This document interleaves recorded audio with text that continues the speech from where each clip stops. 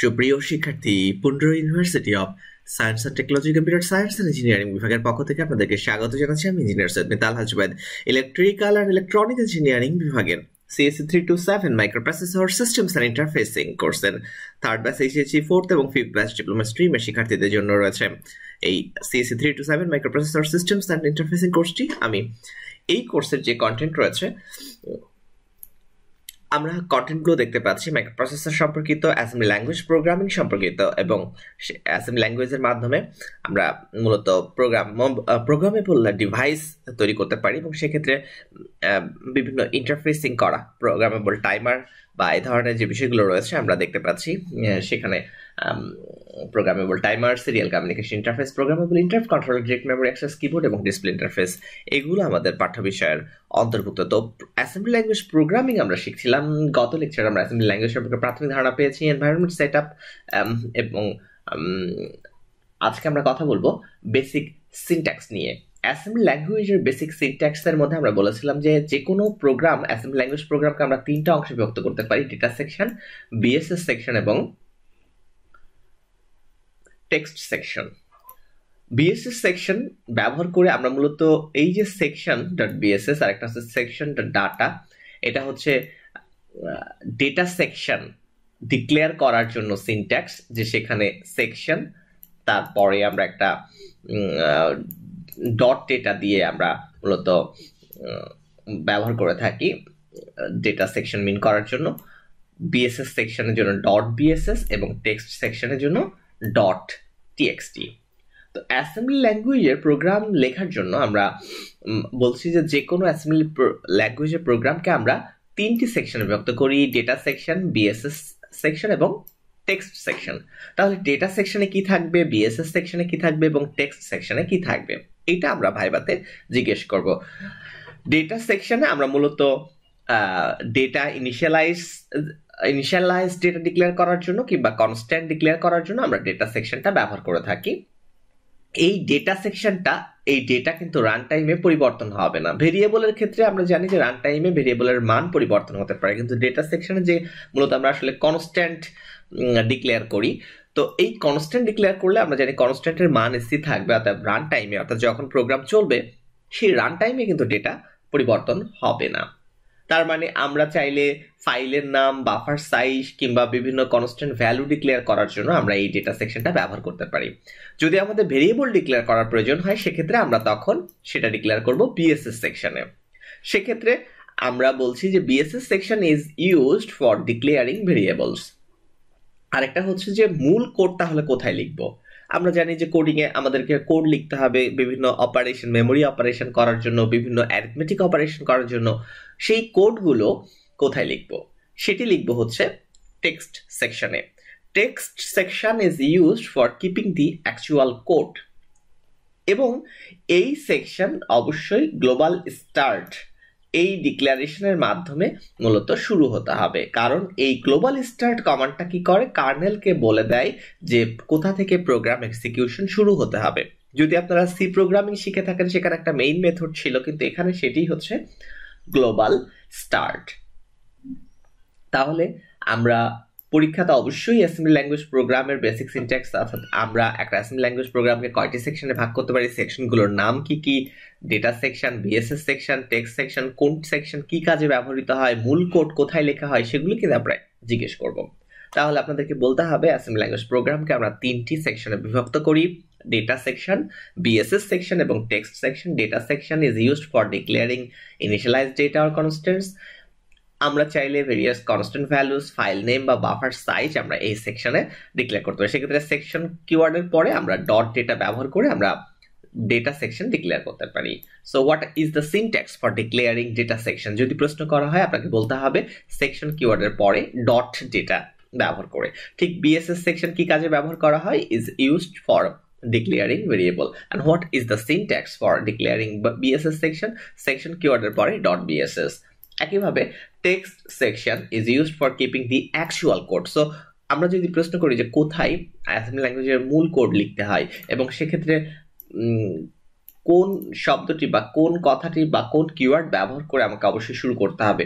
Text section must begin with the declaration global start. এই global start কিওয়ার্ডের মাধ্যমে আপনাকে শুরু করতে হবে, মানে কার্নেল তখন বুঝে যায় যে প্রোগ্রাম এক্সিকিউশন শুরু হবে কোথায়। What is kernel? কার্নেলটা হচ্ছে অপারেটিং সিস্টেমের কোর পার্ট, সেটাকে আমরা বলি কার্নেল। তো এই যে এই অংশটা যে আমরা এখানে মোটামুটি পেয়ে গেছি যে সেকশনের পর ডট টিএক্সটি, তারপর পরে গ্লোবাল স্টার্ট ডিক্লারেশনের মাধ্যমে আমরা মূলত প্রোগ্রাম এক্সিকিউশন কোথা থেকে শুরু হবে সেটি বলে দিলাম। এবং অ্যাসেম্বলি ল্যাঙ্গুয়েজে যদি আমরা কোনো কমেন্ট লিখতে চাই, আপনারা জানেন সি প্রোগ্রামিং বা যে কোনো প্রোগ্রামিং ল্যাঙ্গুয়েজে কমেন্ট একটা গুরুত্বপূর্ণ পার্ট, যে অনেক বড় যখন কোনো কোড লেখা হয় তখন সেই কোড ব্যাখ্যা করার জন্য কোডের ফাঁকে ফাঁকে আমাদের কমেন্ট লিখে রাখার প্রয়োজন হয় আমাদের নিজেদের বোঝার সুবিধার্থে, যেটি আসলে কম্পাইলার বা ইন্টারপ্রেটার বা অ্যাসেম্বলার এক্সিকিউট করে সেটিকে মেশিন কোডে রূপান্তর করবে না, কমেন্ট দেখলে সেটিকে ইগনোর করবে। কিন্তু কমেন্ট বুঝবে কি করে যে সেটি কমেন্ট? যে কোনো মানে স্টেটমেন্ট যখন শুরু হবে সেমিকলন দিয়ে, তখন সেটি বুঝবে যে অ্যাসেম্বলি ল্যাঙ্গুয়েজে সেটিকে কমেন্ট হিসেবে ধরবে। তো এটাই হচ্ছে বিষয় যে assembly language comment begins with a semicolon. Semicolon পেলে তখন সে বুঝবে যে সেটি হচ্ছে একটি কমেন্ট এবং সেইটিকে সে মেশিন কোডে রূপান্তর না করে সেটি ইগনোর করে যাবে।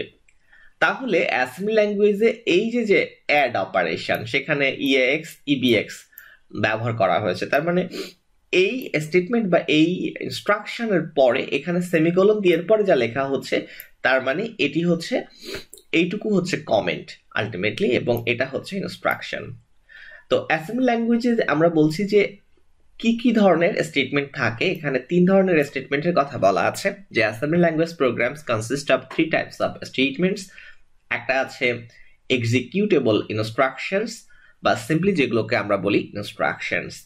এরপরে রয়েছে অ্যাসেম্বলার ডিরেক্টিভস বা সিউডো অপস এবং ম্যাক্রো। সো এই প্রথম যেটা এক্সিকিউটেবল ইনস্ট্রাকশনস বা সিম্পলি যেটাকে আমরা বলি ইনস্ট্রাকশন, এটি আসলে প্রসেসরকে বলে দেয় what to do. His instruction consists of an operation code, যেটিকে আমরা সংক্ষেপে বলি opcode, is executable instruction generates one machine language instruction।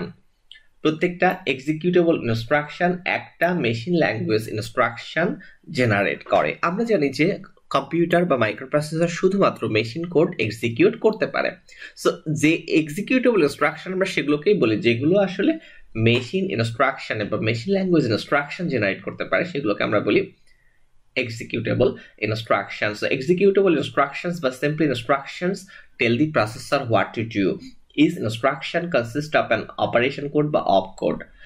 The assembler directives by pseudo ops tell the assembler about the various aspects of the assembly process. These are non-executable and do not generate machine language instructions. Assembler directives বা pseudo op গুলো কি করে, সেটা মূলত অ্যাসেম্বলারকে বলে দেয় assembly প্রসেসের বিভিন্ন আসপেক্ট গুলো এবং সেগুলো নন এক্সিকিউটেবল, এবং এই অ্যাসেম্বলার ডিরেক্টিভ গুলো মূলত অ্যাসেম্বলারের জন্য, এটি মেশিন কোডে রূপান্তর হবে না। মনে রাখতে হবে ম্যাক্রোগুলো, ম্যাক্রো বলতে আমরা বোঝাই যে এ টেক্সট সাবস্টিটিউশন মেকানিজম। তো এগুলো নিয়ে আমরা পরে কথা বলবো, কিন্তু আমাদের অ্যাসেম্বলি ল্যাঙ্গুয়েজ প্রোগ্রামে আমরা বলছি যে 3 ধরনের স্টেটমেন্ট থাকতে পারে। একটা হলো এক্সিকিউটেবল ইনস্ট্রাকশন, যেটি সরাসরি মেশিন কোডে রূপান্তর হবে এবং এটি মূলত প্রসেসরকে বলে দেবে কি কি করতে হবে। অ্যাসেম্বলার ডিরেক্টিভস, এগুলো অ্যাসেম্বলারকে বলে দেবে অ্যাসেম্বলি প্রসেসের অর্থাৎ অ্যাসেম্বলি ল্যাঙ্গুয়েজ থেকে সেটি মেশিন কোডে রূপান্তরের বিভিন্ন আসপেক্ট গুলো নিয়ে বলবে, অ্যাসেম্বলারকে ইনস্ট্রাকশন দেবে, কিন্তু সেগুলো আসলে মেশিন কোডে রূপান্তর হবে না। আর ম্যাক্রোগুলো হচ্ছে টেক্সট প্রতিস্থাপন পদ্ধতি, সেগুলো নিয়ে আমরা পরে কথা বলবো। যখন আমরা অ্যাসেম্বলি ল্যাঙ্গুয়েজে লিখি, খেয়াল করবেন এটি একটি ইনস্ট্রাকশন যে আইএনসি কাউন্ট, এটা হলো ইনক্রিমেন্টের সংক্ষিপ্ত রূপ, এটা হলো ভেরিয়েবলের নাম কাউন্ট, তার মানে এটা হচ্ছে একটা মেমোরি ভেরিয়েবল। তো এই মেমোরি ভেরিয়েবল কাউন্টকে ইনক্রিমেন্ট করার জন্য আমরা একটা স্টেটমেন্ট লিখলাম আইএনসি কাউন্ট, অথবা এমওভি মভ, যেটাকে আমরা মুভ উচ্চারণ করতে পারি, টোটাল 48। তার মানে কি, এই যে ডান পাশের যে ভ্যালুটা বাম পাশের এই ভেরিয়েবলে মুভ করতে হবে, স্থানান্তর করতে হবে, মানে ট্রান্সফার করতে হবে। তার মানে ভ্যালু 48 কে ট্রান্সফার করতে হবে মেমোরি ভেরিয়েবল টোটালে। আবার এখানে এডিডি মানে অ্যাডিশন করতে বলা হয়েছে, তার মানে এখানে দুটো রেজিস্টার দেয়া আছে, এইচ আর বিএইচ। হ্যাঁ, তার মানে এ রেজিস্টার আর বি রেজিস্টারের হাই পার্ট বা হায়ার পার্ট। তো এ এইচ আর বিএইচ রেজিস্টারের ডেটা অ্যাড করতে হবে। তার মানে কি বিএইচ রেজিস্টারের কন্টেন্ট অফ দি ডান পাশেরটা সবসময় ধরতে হবে যে বিএইচ রেজিস্টারের যদি 5 থাকে তার সাথে এএইচ রেজিস্টারে যা আছে ধরা যাক সেখানেও 5 আছে, অর্থাৎ এই 5 আর 5 যোগ করে ফলাফলটা অ্যাকুমুলেটরে থাকবে। সো অ্যাড অপারেশনের মাধ্যমে বলা হচ্ছে যে বিএইচ রেজিস্টারের যে কন্টেন্ট রয়েছে সেটি এএইচ রেজিস্টারে যোগ করো।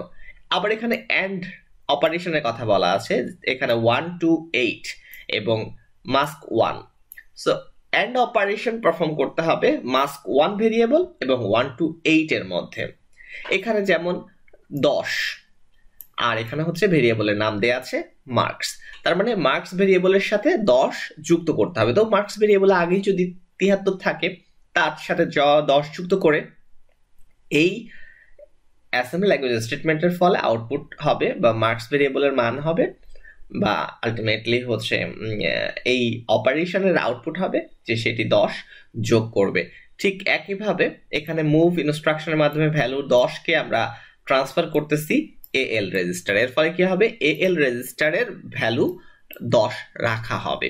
তো এই যে INC count, move total 48, ADD, AHBH, and mask 1 to 8 add, এগুলো প্রত্যেকটারই কোনটার কি এক্সপ্লানেশন সেটি ডান পাশে কমেন্ট আকারে দেয়া হয়েছে।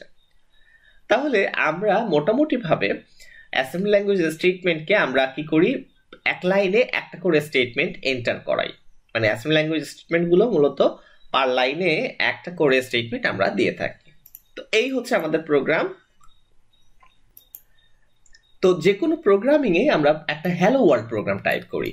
তো এখানে একটা hello world program, complete program দেয়া আছে। এই প্রোগ্রামটা আমরা যদি MASM মাইক্রোসফটের যে অ্যাসেম্বলার সফটওয়্যার রয়েছে সেটিতে আমরা যদি এক্সিকিউট করি কিংবা যদি আমরা NASM এ আমরা যদি এক্সিকিউট করি তাহলে আউটপুট আসবে শুধু এইটা হ্যালো ওয়ার্ল্ড। তো এখানে আমরা টিউটোরিয়ালস পয়েন্টে একটা সুবিধা হচ্ছে যে এখানে আমাদের প্রত্যেকটা কম্পাইলার বা অনলাইন কম্পাইলার রয়েছে যেটা ডান পাশে লাইভ ডেমোতে দেয়া থাকে।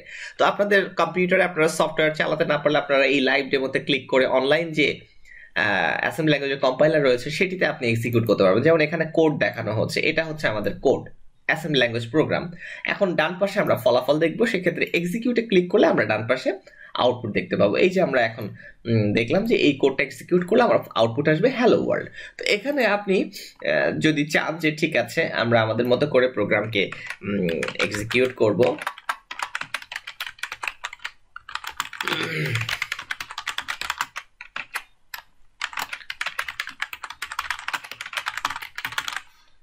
তো আমরা এক্সিকিউট করি আমাদের আলটিমেটলি আমাদের চাহিদা মতো department of electrical and electronic engineering কথাটি মেসেজ আউটপুট হিসাবে আমরা স্ক্রিনে দেখতে পাচ্ছি। তো আমাদের মূল যে বিষয় সেটি হচ্ছে আমাদেরকে দেখতে হবে কোড। আমরা যদি দেখি একটু কোড অ্যানালাইজ করি, এখানে কোডের বিষয়ে দেখেন খেয়াল করে সেকশন ডট টিএক্সটি, সেকশনের পর একটা স্পেস দেবেন, তারপরে ডট টিএক্সটি দিয়ে আমি বুঝতেছি এটা হলো টেক্সট সেকশন। আমরা জানি ডেটা সেকশন এবং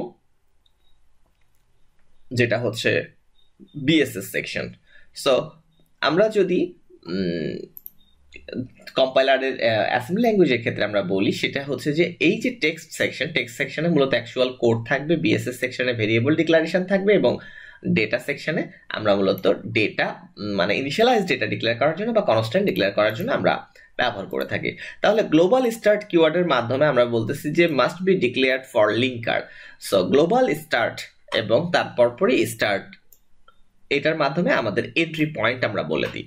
তাহলে global start must be declared for linker এবং লিঙ্কারকে বলে দেওয়া হয় যে কোথা থেকে শুরু হবে, আন্ডারস্কোর স্টার্ট কোলন, এখান থেকে আমরা তাহলে স্টার্ট করতে পারলাম। অর্থাৎ লিঙ্কারকে বলে দেওয়া হলো এন্ট্রি পয়েন্ট কোনটা। এখানে লিঙ্কার হচ্ছে কম্পাইলারের বা অ্যাসেম্বলারের একটা কোর পার্ট হচ্ছে লিঙ্কার, যেটি বিভিন্ন ধরনের লাইব্রেরি ফাংশনের সাথে বা বিভিন্ন ধরনের ইনস্ট্রাকশনের সাথে আমাদের লিঙ্কিং এর কাজটি করে থাকে। যেমন আমরা যদি এখানে দেখি যে আমরা অলরেডি বুঝে গেছি যে এটা হলো মুভ, এটা হলো ইডিএক্স, এখানে হচ্ছে এলইএন। মেসেজের লেংথ আমরা এখানে মেনশন করে দিলাম, মেসেজটা কোন মেসেজটা রাইট করতে হবে সেটা এখানে খেয়াল করবেন যে আমরা ডেটা সেকশনে আমরা হচ্ছে ইনিশিয়ালাইজড ভেরিয়েবল বা কনস্ট্যান্ট ডিক্লেয়ার করি, যেমন এমএসজি এই ভেরিয়েবলের মান কি হবে সেটি এখানে দেয়া হয়েছে, যে সেটি হবে department of electrical and electronic engineering.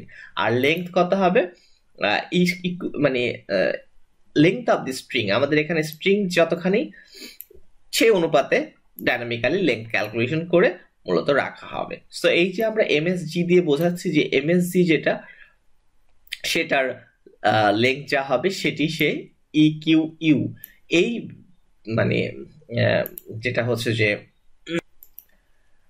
তাহলে আমাদের মূল কোড যেটি সেটি অপারেশন করছে, আমরা কার্নেলকে কল করার জন্য আমরা 0x80 আমরা কার্নেলকে কল করেছি এখানেও যখন int 0x80 লিখেছি এটা হচ্ছে কার্নেলকে কল করা, এবং এখানে আমরা সিস্টেম কল আমরা করেছি, এবং মোটামুটি ভাবে আমরা একটা হ্যালো ওয়ার্ল্ড প্রোগ্রাম আমরা দেখতে পেয়েছি। তো এটার ব্যাখ্যা আমরা করব আরো পরে, কারণ এখন ব্যাখ্যা বুঝতে গেলে জটিলতা তৈরি হবে। তবে মোটামুটি ভাবে আমরা একটা অ্যাসেম্বলি ল্যাঙ্গুয়েজে হ্যালো ওয়ার্ল্ড প্রোগ্রাম আমরা স্ক্রিনে দেখলাম, এবং সেটির মোটামুটি ভাবে এই কথাগুলো আপনাদের পড়তে হবে পরীক্ষায়, যেমন compiling and linking an assembly program in NASM, যে আপনি যদি নেটওয়াইড অ্যাসেম্বলারের সাহায্যে এই কোডটা কম্পাইল করতে চান তাহলে আপনাকে কি কি করতে হবে সেটি এখানে আছে, মোটামুটি ভাবে এগুলো দেখে নেবেন।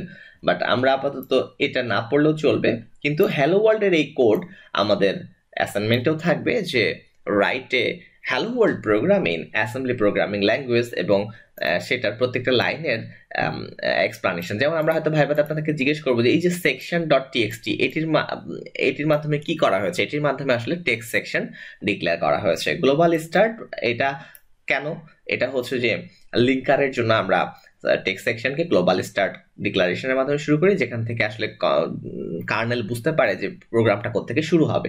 আর এই যে স্টার্ট কোলন, এই যে এটা হচ্ছে আমাদের আসলে একটা এন্ট্রি পয়েন্ট আমরা বলে দিই লিঙ্কারকে বা অ্যাসেম্বলারকে বা অপারেটিং সিস্টেমকে, যে আমার অ্যাসেম্বলি ল্যাঙ্গুয়েজ প্রোগ্রামটি কোত্থেকে শুরু হবে, এবং এর মাঝখানে যেগুলো সেগুলো হচ্ছে যে মূল কোড, মব, INT এই ধরনের স্ট্রাকচার আমরা এখানে ব্যবহার করেছি। আর এই যে টেক্সট সেকশনের পরে আসছে ডাটা সেকশন, সেটির মাধ্যমে আমরা আসলে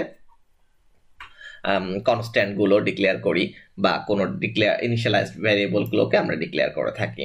তো এই হচ্ছে সব মিলিয়ে আমাদের কোডের অংশটা, অ্যাসেম্বলি ল্যাঙ্গুয়েজের কোড।